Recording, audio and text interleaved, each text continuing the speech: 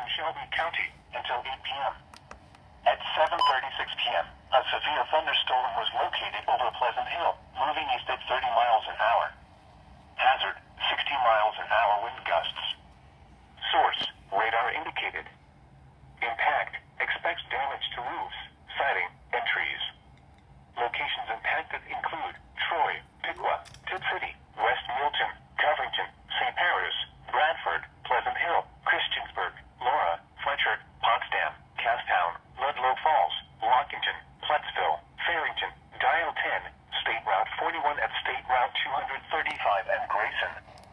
This includes Interstate 75 in Ohio between mile markers 69 and 88. Thunderstorm warning. For your protection, move to an interior room on the lowest floor of a building. To report severe weather, go to our website at weather.gov/ILN and submit your report via social media when you can do so safely. This thunderstorm is capable of producing all types of severe weather, including extremely large hail, destructive straight-line winds, and tornadoes. Move quickly to a safe shelter such as an interior room, a bathroom, closet, or basement. Wow. That's probably the first time Here is the official I ever heard that National Weather message. Service for